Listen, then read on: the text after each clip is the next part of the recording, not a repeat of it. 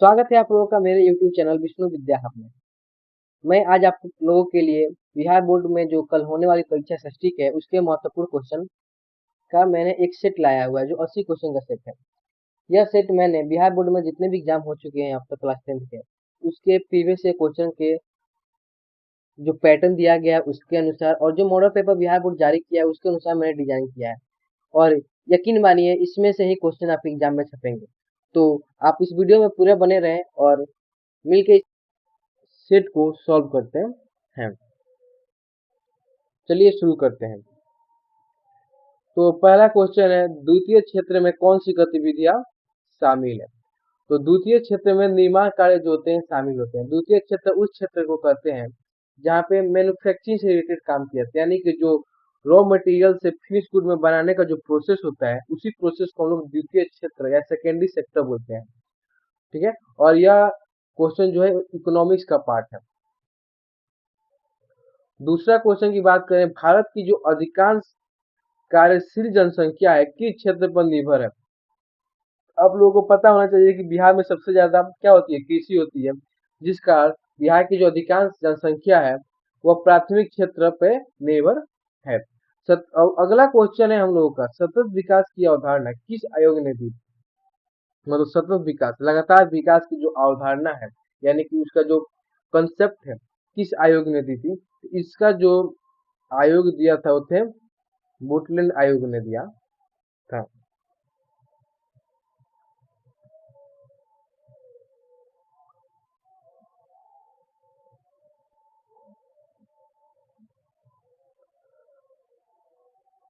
अगला क्वेश्चन है, राष्ट्रीय आय में क्या शामिल है?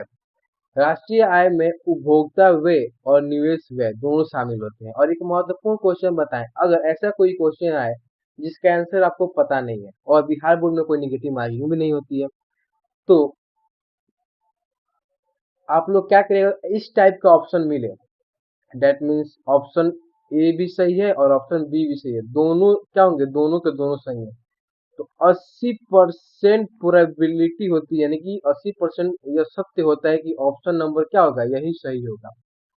तो आप, अगर आप लोगों को इस क्वेश्चन का आंसर नहीं आता है तो आप लोग ऑप्शन सी पे टिक कर सकते हैं, मे भी ऑप्शन सही हो जाए, ऑप्शन और क्वेश्चन भी सही हो सकता है।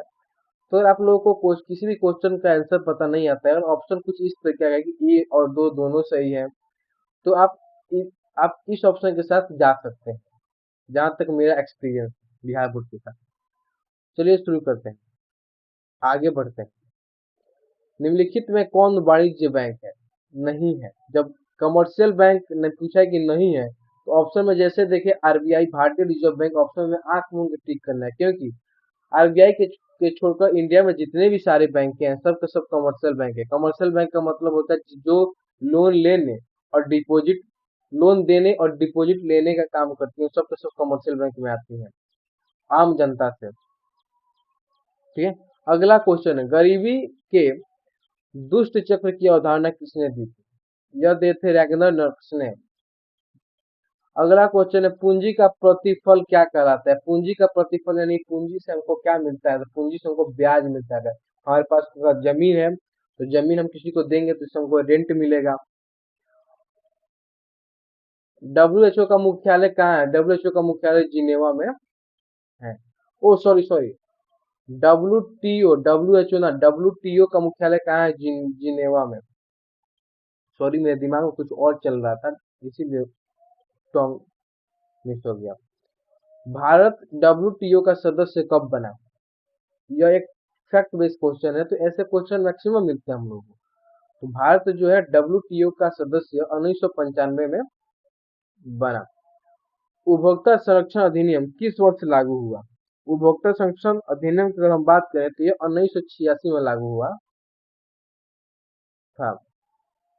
प्राथमिक क्षेत्र का उदाहरण है, प्राथमिक क्षेत्र के उदाहरण की हम बात करें तो इसके अंदर खनन, खनन का जो कार्य है, क्योंकि ये खनन का जो कार्य है वो भूमि यानी कि जमीन, जमीन से क्या है, जमीन से खनन का कार्य जो है वो जमीन से जुड़ा हुआ है, जिस कार्य ये प्राथमिक क्षेत्र का उदाहरण है। बैंकिंग क्षेत्र की बात करें तो यह सर्विस सेक्टर के अंदर आता है, यानी कि तीसरा सेक्टर के अंदर आता है बैंकिंग। निर्माण, यह हम लोग का आता है द्वितीय सेक्टर में। परिवहन भी आता है हम लोग का टर्सरी सेक्टर के अंतर्गत आता है। तीसरा यानी कि तीसरा सेक्टर, जिसको सभी सेक्टर भी हम लोग बोलते हैं। अगला क्वेश्चन की बात करें, मानव विकास सूचकांक में कौन शामिल नहीं है? मानव के विकास के सूचकांक में हम बात करें कौन शामिल नहीं है, तो अगर आय आएगा तो मानव का विकास होगा, यानी कि इनकम अगर होगा तो मानव का विकास होगा, यानी कि यह शामिल है। शिक्षा की बात करें, मनुष्य शिक्षित होगा तो उसका विकास होगा, डेवलपमेंट होगा, तो ये भी शामिल है। अगर मनुष्य का हेल्थ अच्छा रहेगा तो फिर भी उसका विकास होगा, ये भी शामिल है। यानी कि यह तीनों के तीनों क्या है, शामिल है। लेकिन जनसंख्या मानव विकास सूचकांक में शामिल नहीं है, तो यानी कि ऑप्शन नंबर जो 4 दिया हुआ है क्या होगा, यह सही होगा क्वेश्चन के अनुसार। योजना आयोग का स्थापना किसने की लिया?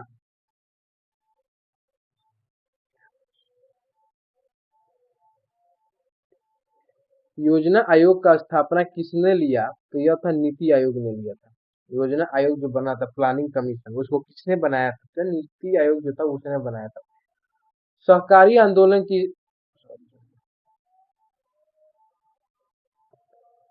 सहकारी आंदोलन का संचालन राज्य सरकारों को कब मिला? सरकार को कब मिला, इसकी बात करती है 1919 में सहकारी आंदोलन का संचालन जो राज्य करेगा यह मिला। ब्याज किसका प्रतिफल है? अभी हम देख रहे हैं पूंजी जो था, पूंजी का प्रतिफल ब्याज था, तो ब्याज का प्रतिफल पूंजी हो जाएगा। उपभोक्ता वस्तुएं किसके लिए होती हैं? उपभोक्ता वस्तुएं यानी किसके लिए होती होती हैं? तो यह जो होती हैं वह किसके लिए होती है? उपभोग के लिए होती है, यानी कि उपभोग के लिए उपभोक्ता वस्तुएं होती हैं। अगला क्वेश्चन अब आया हम लोग का इतिहास से जुड़ा हुआ, और इतिहास में एक चीज याद रखना, जो हम लोग का गांधी युग है, गांधी युग, इससे क्वेश्चन 100% आना ही आना है। आप लोगों का एक दो क्वेश्चन आ सकता है किससे, मौर्य वंश से।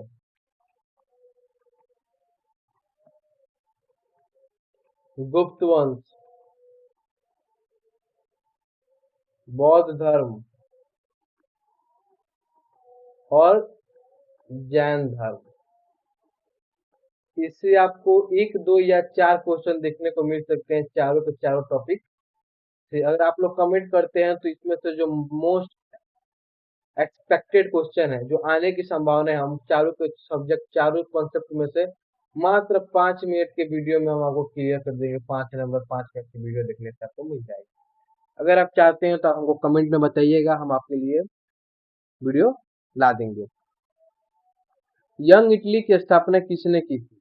यंग इटली की स्थापना की अगर हम बात करें तो यंग इटली की जो स्थापना थी वह मेजिनी ने किए थे। कौन? मेजिनी। उसके बाद बात करें हम अगले क्वेश्चन की ओर, काल्सबाद आदेश किसने जारी किया था? काल्सबाद आदेश जो था वह मेटरनिख ने जारी किया था, मेटरनिख ने। साम्यवाद का सबसे पहले कहाँ लागू हुआ था? साम्यवाद जो था वो सबसे पहले कहाँ लागू हुआ था? फ्रांस में, इंग्लैंड में, रूस में, चीन में। सबसे पहले यह रूस में लागू हुआ था साम्यवाद। मार्च क्रांति के बाद रूस में सरकार किसकी नेतृत्व में बनी? मार्च में जो क्रांति हुई थी उसके बाद रूस में जो सरकार बनी थी किसके नेतृत्व में बनी थी? तो वह बने थे केरेस्की के नेतृत्व में। चेका क्या था? चेका जो था एक गुप्त पुलिस था, यानी गुप्त पुलिस का और संस्था का नाम चेका था। अगला क्वेश्चन है,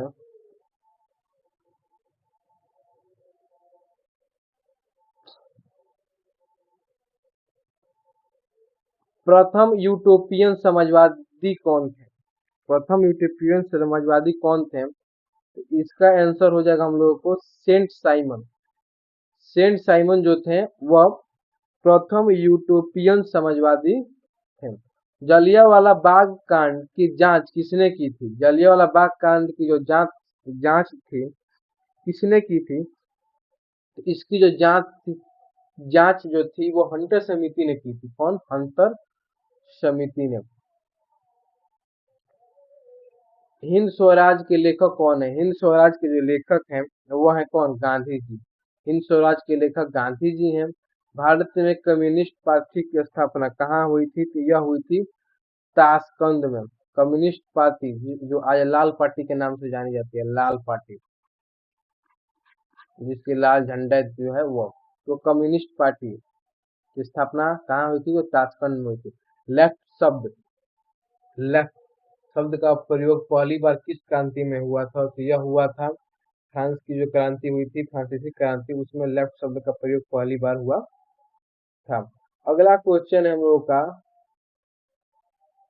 चार्टिस्ट आंदोलन कहाँ हुआ था? चार्टिस्ट आंदोलन की बात करें तो यह हुआ था इंग्लैंड में। कहाँ? इंग्लैंड में। स्वराज का लक्ष्य किस अधिवेशन में पारित हुआ था? स्वराज का जो लक्ष्य था वो लाहौर अधिवेशन में पारित हुआ था। ये तो बच्चा बच्चा जानता है, स्वराज का जो लक्ष्य था वो लाहौर का अधिवेशन में पारित हुआ था। अगला क्वेश्चन की अगर हम लोग बात करें तो प्रोटेस्टर सुधार आंदोलन किसका श्रेय किसे है? यानी कि जो प्रोटेस्टर सुधार आंदोलन हुआ था उसका जो श्रेय है किसको दिया जाता है? तो दिया जाता है मार्टिन लूथर को। किसको? Martin Luther. Luther.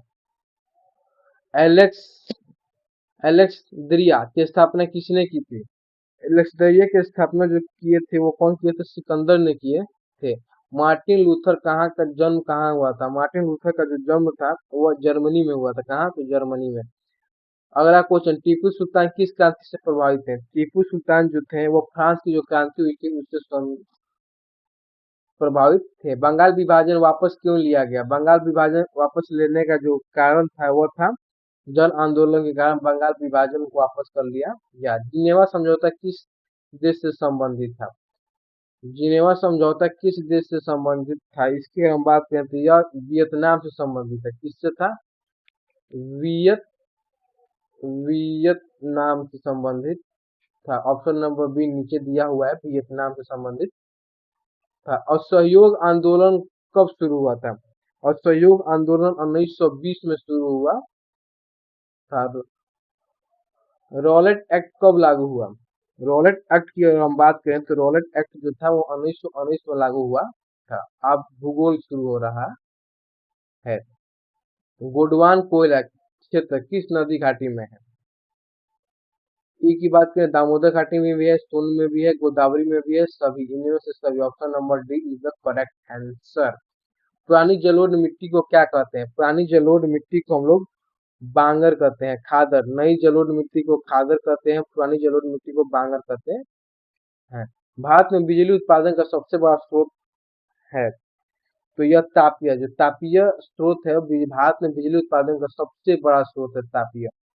Khandala, Kandla, Kandla, Kandla SEZ कहाँ स्थित है? यह स्थित है गुजरात में। कहाँ? तो गुजरात में। सिंदरी उर्वरक कारखाना कहाँ है? सिंदरी उर्वरक कारखाना कहाँ है? तो यह है सिंदरी उर्वरक कारखाना है झारखंड में। कहाँ? झारखंड में। काजू की खेती के लिए उपयुक्त मिट्टी है, काजू की खेती के लिए उपयुक्त मिट्टी है लेटेराइट। लेटेराइट में काजू की खेती बहुत ही अच्छी होती है। उद्योग की जननी किसे कहा जाता है? उद्योग की जननी लौह अयस्क को कहा जाता है, उद्योग की जननी। मोनाजाइट किस राज्य में अधिक पाया जाता है? मोनाजाइट की बात करें तो यह केरल में अधिक पाया जाता है। कहाँ? तो केरल में अधिक पाया जाता है। भारत का सबसे विस्तृत स्थल रूप कौन सा है? सबसे जो फैला हुआ स्थल रूप है वह है कौन सा? तो मैदान। भारत का सबसे बड़ा विस्तृत स्थल रूप कौन सा है? तो मैदान है। बिहार में आर्सेनिक समस्या का कारण है अति भूजल दोहन। अति भूजल दोहन जो है यही बिहार में आर्सेनिक समस्या का प्रमुख कारण है। नक, नकदी फसल का उदाहरण है। नकदी फसल का उदाहरण की अगर हम बात करें तो यह कौन सा है? यह है गन्ना। नकदी फसल का उदाहरण कौन सा है? गन्ना। भारत की पहली चीनी मिल किसने शुरू की? भारत की जो पहली चीनी मिल थी वो किसने शुरू की थी? वो ब्रिटिश जब आए थे हम लोग में, जब अंग्रेजी शासन चल रहा था उसी समय पहली चीनी मिल की स्थापना की गई थी। कोयला में जीवाश्म पाए जाते हैं क्योंकि अवसादी चट्टाने हैं। कोयला में जीवाश्म इसलिए पाए जाते हैं क्योंकि ये औषधि चट्टाने हैं। दामोदर घाटी परियोजना किस राज्य में दामोदर घाटी परियोजना किस राज्य से संबंधित है? दामोदर घाटी परियोजना की अगर हम बात करें तो यह बिहार से भी संबंधित है, झारखंड से भी है, पश्चिम बंगाल से भी, इनमें से सभी।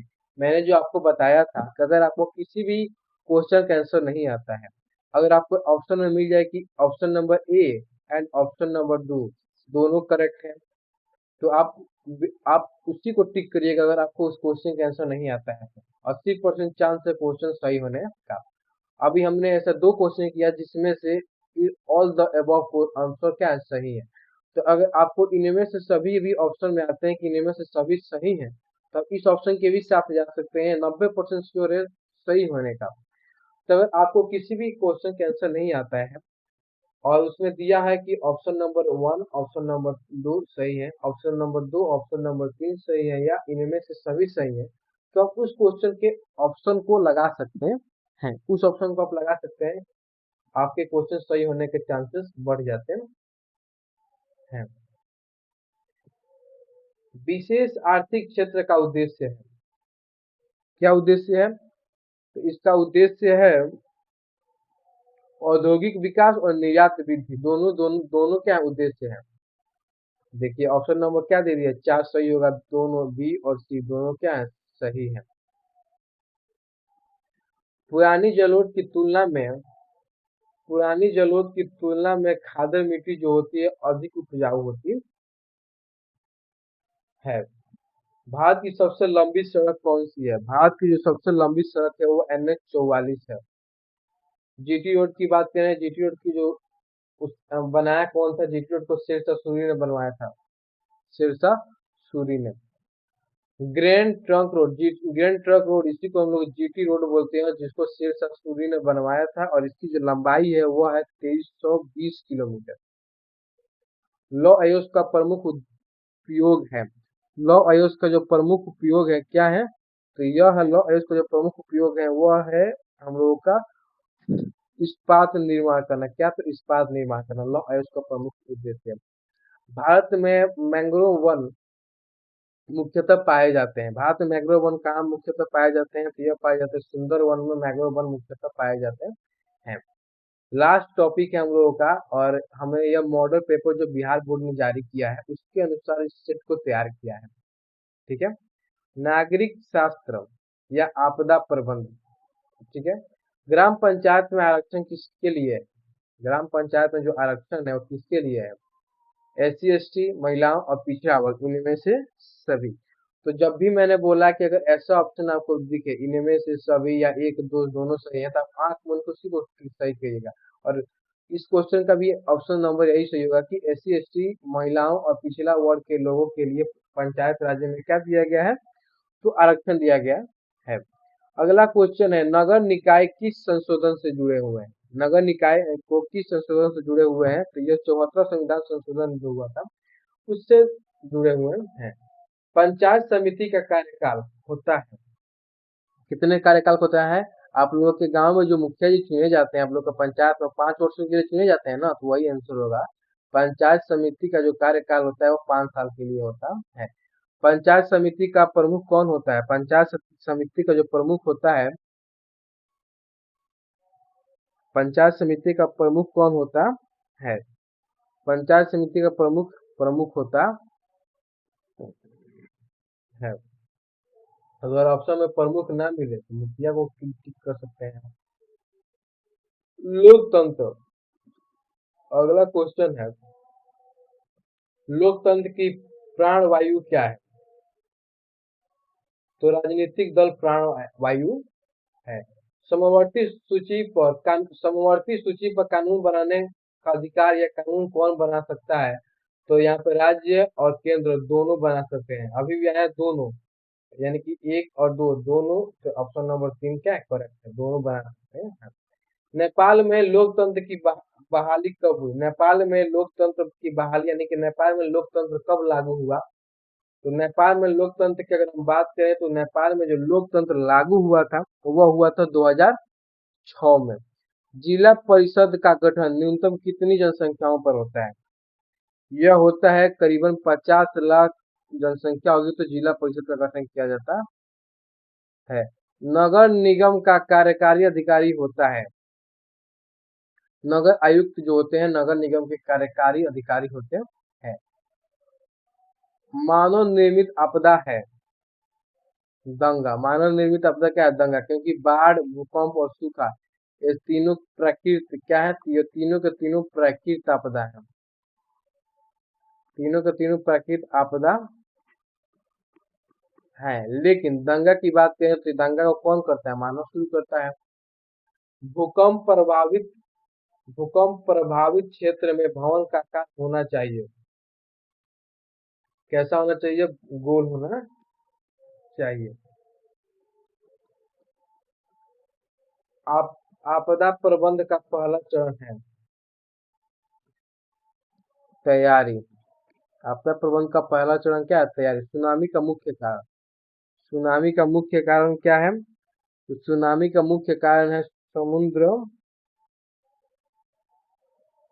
समुद्री भूकंप, समुद्री भूकंप। सुनामी का मुख्य कारण है समुद्री भूकंप, समुद्री, ऑप्शन नंबर 3 समुद्री भूकंप। जल स्रोत प्रबंध को क्या कहते हैं? ऑप्शन नंबर 2 वाटर शोध प्रबंध कहते हैं। ग्राम पंचायत की भूमिका आपदा में होती है, क्या होती है? तो राहत देना, बचाव, समन्वय, इनमें से सभी। Option number D is the correct answer, इनमें से सभी।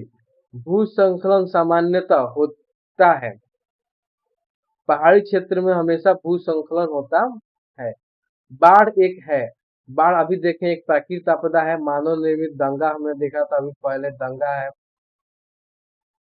तो ऑप्शन नंबर इसका क्या हो जाएगा? 2 सही हो जाएगा। आपदा प्रबंध अधिनियम लागू हुआ था, कब लागू हुआ था? तो यह हुआ था 2005 में आपदा प्रबंध लागू हुआ था। लोकतंत्र का आधार है, अगला क्वेश्चन है लोकतंत्र का आधार है कौन? क्या आधार है? तो लोकतंत्र का आधार है जनता।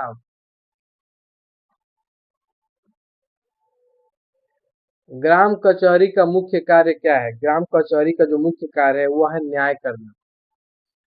भारत एक क्या है? एकात्मक राज्य, संघीय राज्य, समाजवादी राज्य, राजतंत्र। भारत एक संघीय राज्य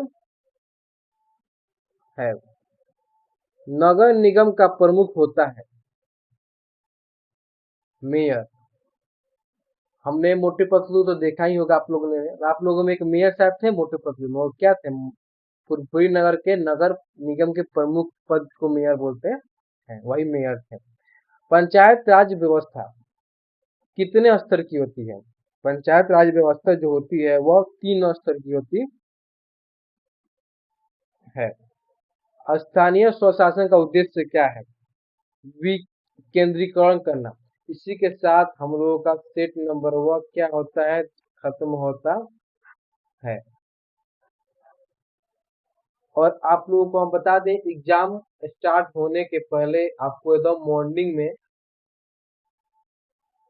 मॉर्निंग में आप लोगों को 7 बजे, नहीं मॉर्निंग छोड़ो,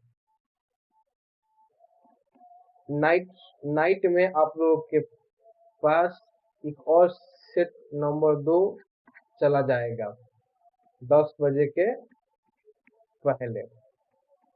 और जो हमने बताया था कि एंशिएंट हिस्ट्री के जो 4 टॉपिक है कौन इम्पोर्टेंट है, उस पे भी आप लोगों को एक हम वीडियो बना के 5 मिनट का अपलोड कर देते हैं, ताकि आप लोगों का अच्छा से अच्छा स्कोर हो सके एसएसटी में। अगर हमारी वीडियो अच्छी लगे, क्वेश्चन अच्छे लगे, तो आप हमें सपोर्ट कर सकते हैं, ताकि हम और अच्छे से अच्छे कंटेंट बना सकें आप लोगों के लिए, जो कि बिल्कुल फ्री ऑफ कॉस्ट होंगे। इसी के साथ इस वीडियो को, इस प्यारे से सेशन को समाप्त करते हैं। जहाँ भी रहिए मस्त रहिए, स्वस्थ रहिए और मस्त रहिए। चलिए, धन्यवाद। मिलते हैं अगले वीडियो में, तब तक के लिए आप एंजॉय करिए।